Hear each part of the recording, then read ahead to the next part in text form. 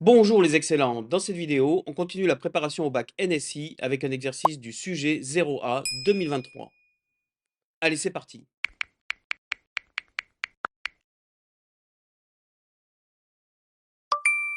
L'exercice porte sur les arbres binaires de recherche et la programmation objet. Dans un entrepôt de e-commerce, un robot mobile autonome exécute successivement les tâches qu'il reçoit tout au long de la journée. La mémorisation et la gestion de ces tâches est assurée par une structure de données. Première question, dans l'hypothèse où les tâches devraient être extraites de ces structures pour être exécutées dans le même ordre qu'elles ont été mémorisées, précisez si ce fonctionnement traduit un comportement d'une file ou d'une pile. Justifié. Alors on nous dit que les tâches doivent être extraites dans le même ordre qu'elles ont été mémorisées. Ça veut dire que, par exemple, il y a une tâche 1 qui est mémorisée, puis une tâche 2 qui est mémorisée, puis une tâche 3 qui est mémorisée, etc. Et puis à l'exécution, on doit prendre non pas la dernière qui a été mémorisée pour l'exécuter, mais on doit prendre la première qui a été mémorisée pour l'exécuter, puis ensuite la seconde, etc. Donc c'est ce qu'on appelle une gestion FIFO, n'est-ce pas, qui veut dire en anglais first in, first out. La première tâche qui a été rentrée, donc in, et aussi la première qui ressort, first in, first out. Et donc ça, typiquement, c'est le fonctionnement d'une file. Alors, pour rédiger, on peut écrire il s'agit d'une structure first in, first out, c'est-à-dire d'une file, puisque c'est l'objet d'une file, donc c'est comme une file d'attente si vous voulez, le premier qui rentre dans la file d'attente, derrière lui il y a une autre personne, etc.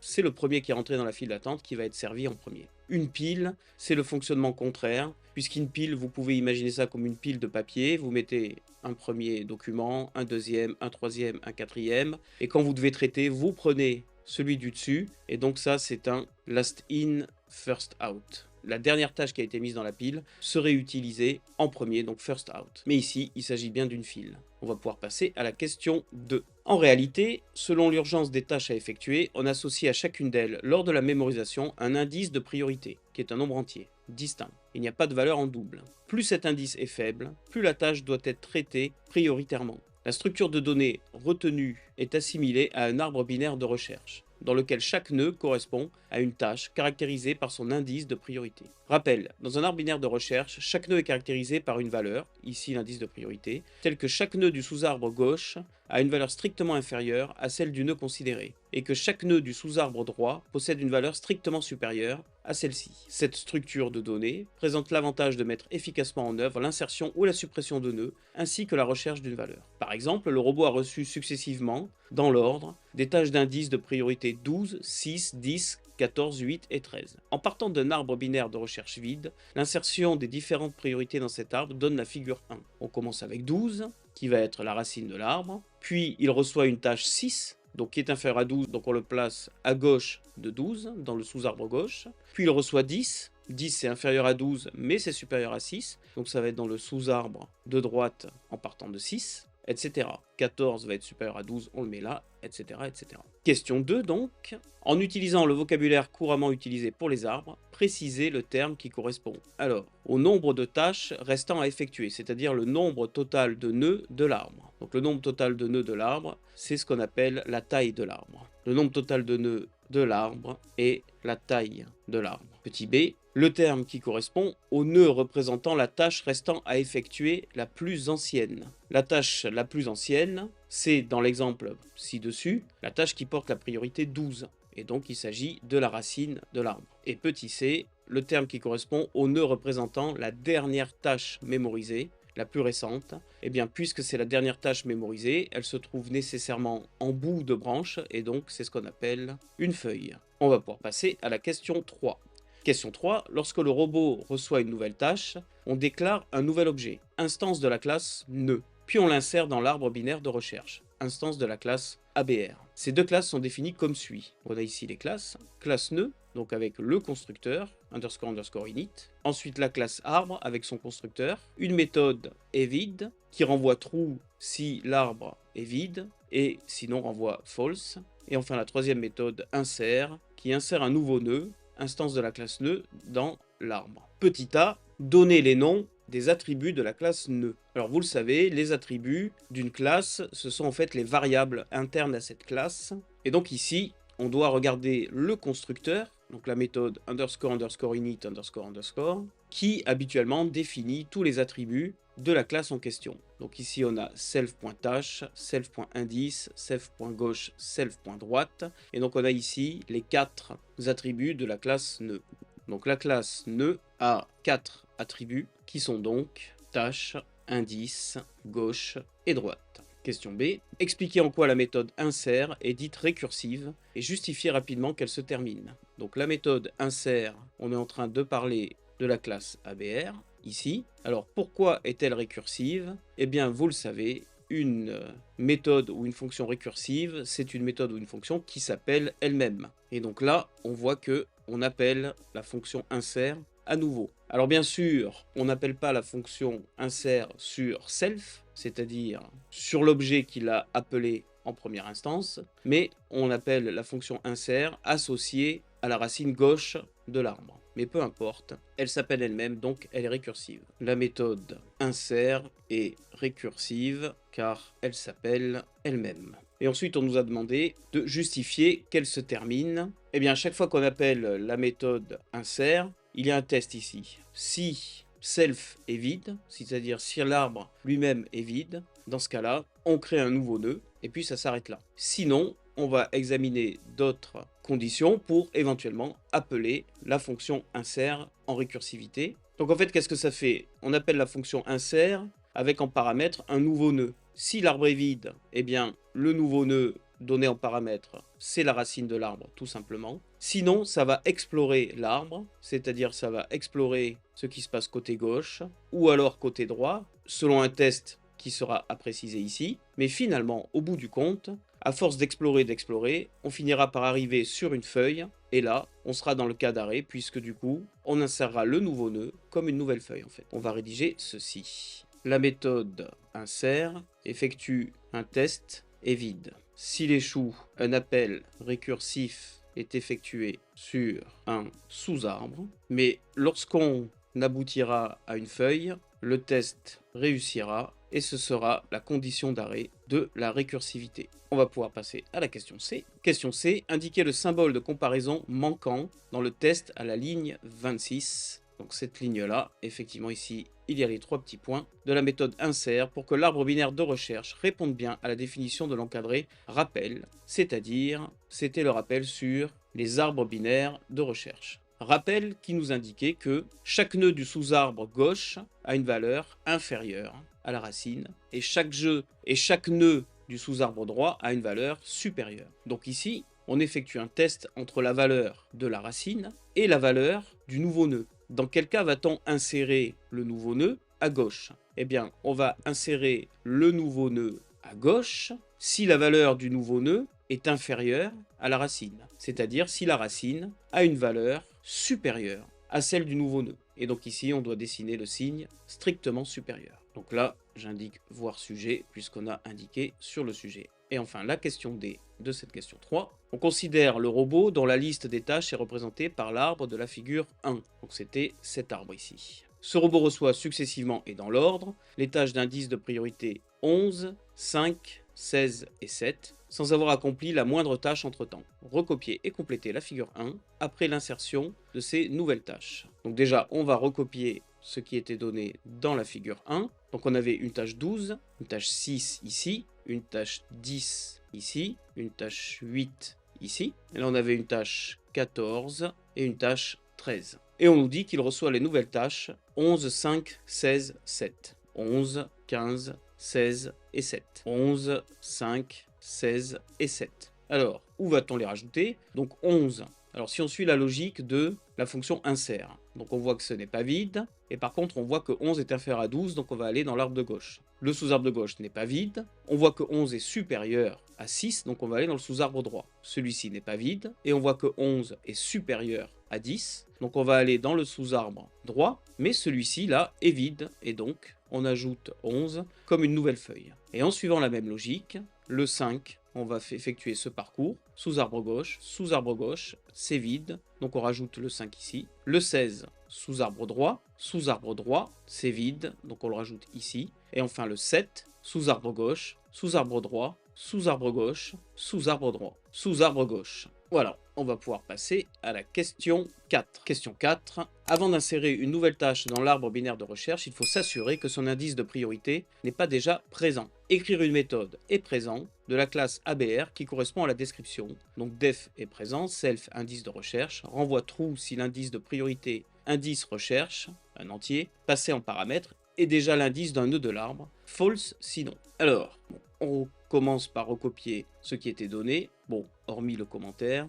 Comment ça va se passer? Eh bien, on peut se baser sur la fonction insert, puisqu'en fait, ça va avoir une structure très similaire. On va là aussi utiliser une structure récursive, puisque finalement ici, on se contentait d'insérer, et ce qu'on doit faire là, c'est parcourir l'arbre pour voir si l'indice existe déjà. Alors, comme insérer, on n'insère pas n'importe où, de sorte à respecter la définition d'un arbre binaire de recherche. De la même façon, on va parcourir l'arbre en tirant parti de sa structure arbre binaire de recherche pour voir si l'indice est déjà présent. C'est-à-dire on ne va pas explorer tous les nœuds, on va les explorer de manière intelligente, connaissant la valeur qu'on doit insérer par rapport à ce qu'on va observer au niveau de chaque nœud. Donc déjà, on va faire un test, if self est vide. Dans ce cas-là, on est tombé sur un nœud vide alors qu'on continuait l'exploration. Et donc, on renvoie false, puisque on n'a pas trouvé l'indice en question, c'est gagné. Sinon, si c'est pas vide, qu'est-ce qui peut se passer? Eh bien, si c'est pas vide, on va déjà regarder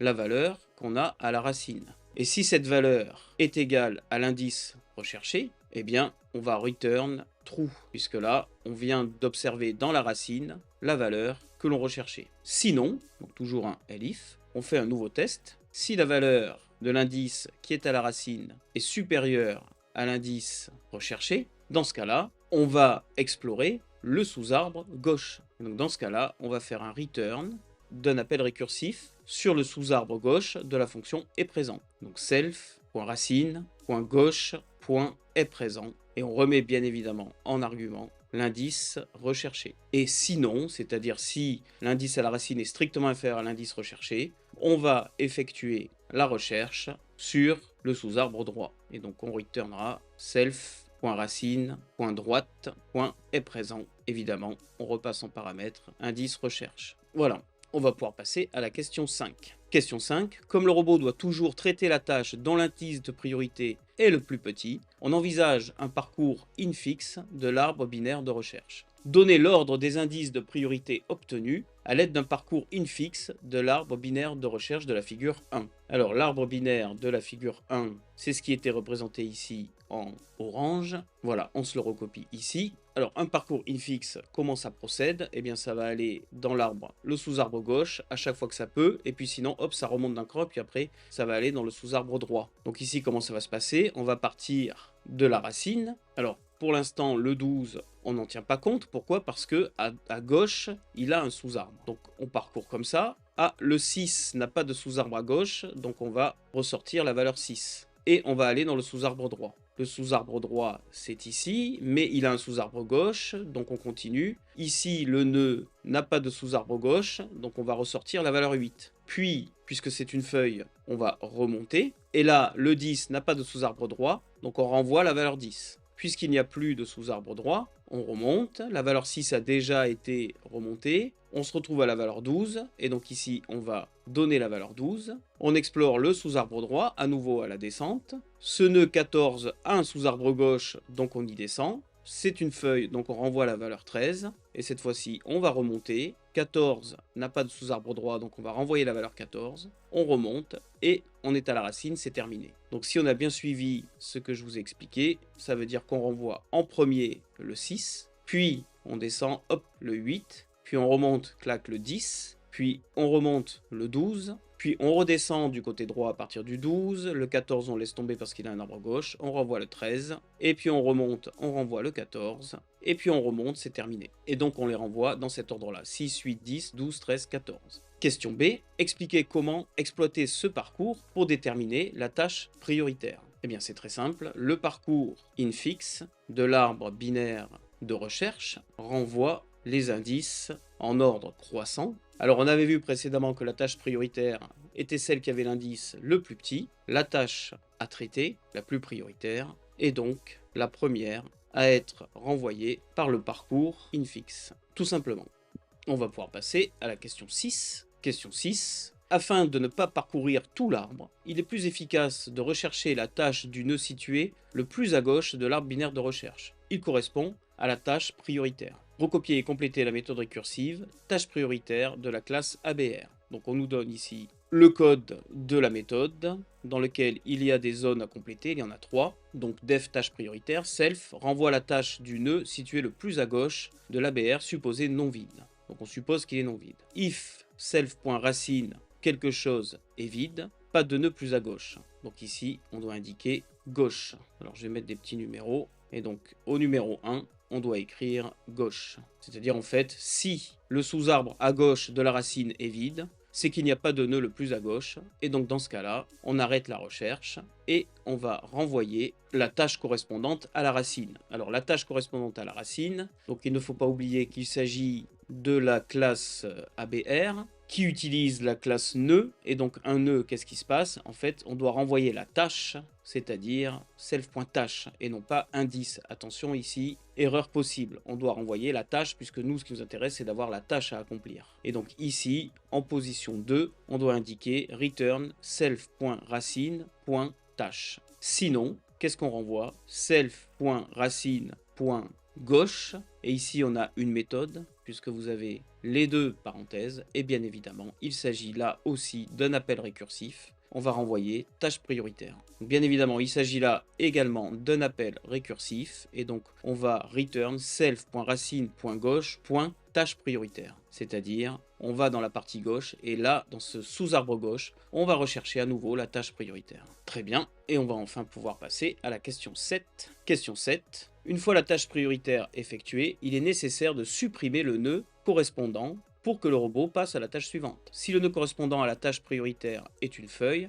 alors il est simplement supprimé de l'arbre. Cette feuille devient un arbre vide. Si le nœud correspondant à la tâche prioritaire a un sous-arbre droit non vide, alors ce sous-arbre droit remplace le nœud prioritaire, qui est alors écrasé, même s'il s'agit de la racine. Dessinez alors pour chaque étape l'arbre binaire de recherche, seuls les indices de priorité seront représentés, obtenus pour un robot initialement sans tâche qui a successivement dans l'ordre. Et donc là, on a une dizaine d'étapes. Eh bien, c'est parti. Donc l'étape 1, reçu une tâche d'indice priorité 14 à accomplir. Donc au départ, il n'avait rien à faire, donc on a juste hop, le 14 comme ça. Deuxième étape, reçu une tâche d'indice priorité 11 à accomplir. Donc il a reçu une tâche, il doit l'insérer sous le nœud 14, et comme 11 est inférieur à 14, il l'insère ici. Étape 3, reçu une tâche d'indice de priorité 8 à accomplir. Donc il a ici son indice 14, son indice 11, et cette fois-ci priorité 8, 8 est inférieur à 11, c'est inséré dans le sous-arbre gauche du 11. Étape 4, accomplit sa tâche prioritaire.